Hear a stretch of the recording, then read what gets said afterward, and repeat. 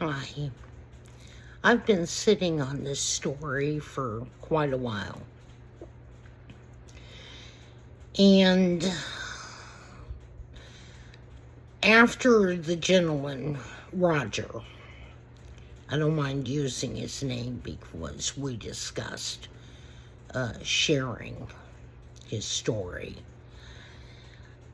and it being a way of taking something really deeply negative and turning it into something positive. So that's what this video is about. And I was thinking about the title of this,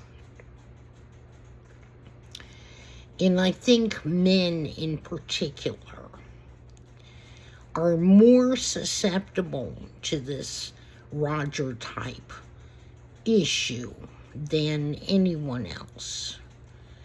Men are easily trapped by their sense of right and wrong. An example, a small example of what I'm talking about, was Roger's baby mama, his wife, told him that if he re-enlisted in the military, that she was going to take the children and divorce him. And Roger weighed out the issue and decided to go ahead and not sign back up with the military. This man also had a career as an FBI agent, and his sense of right and wrong was such that at a certain point after, it's like once you've seen it, you can't unsee it. And once he saw certain problems with the organization itself, he decided to quit that job after a very long career with them that would have excelled him as well. One of the things Roger always wanted to do was to co-pilot in a helicopter and learn to fly a helicopter. And he was going to get that opportunity, but it meant that he was going to have to re-enlist. And his wife said, "No, I'm going to leave you." Now, life takes some weird turns, and he and his wife ended up divorcing anyway. I think it was her, actually.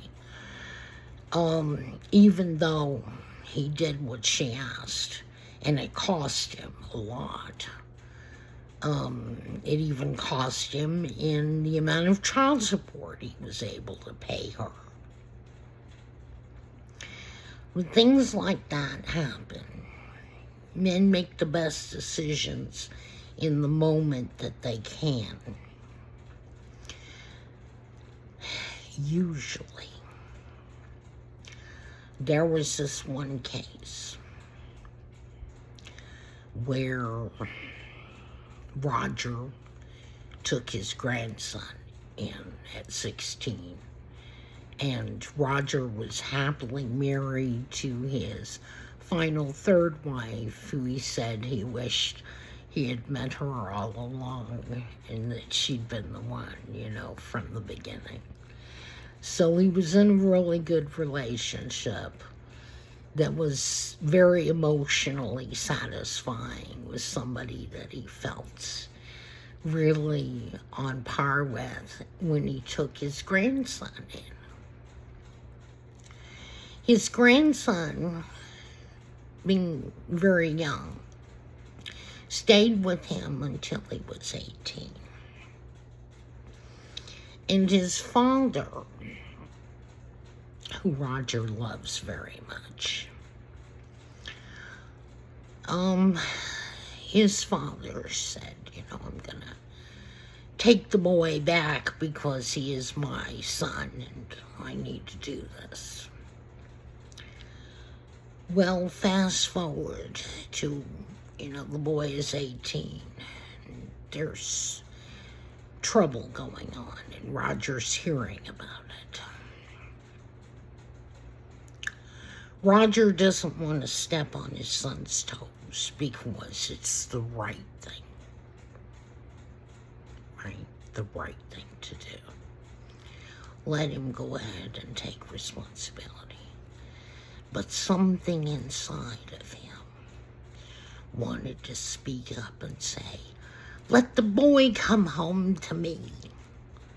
Just let him go. He doesn't like you. That's the way he put it. He likes me.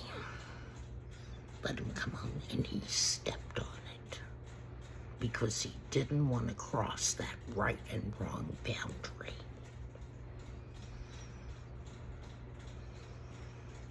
The boy killed himself.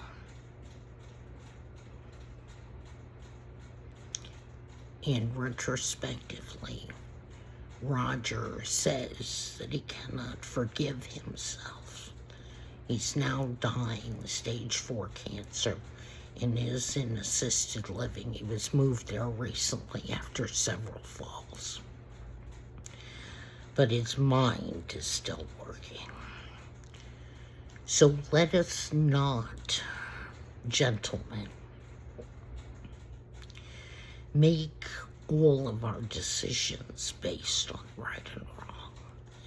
When that internal voice slowly, quietly rises up and wants to say something, go ahead and say it.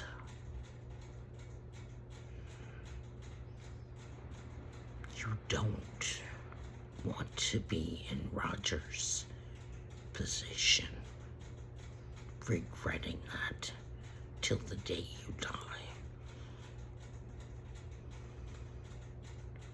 He lost the boy.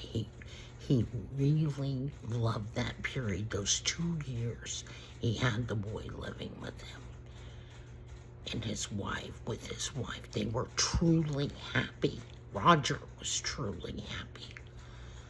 And he didn't speak up when the boy was in trouble and go against his son.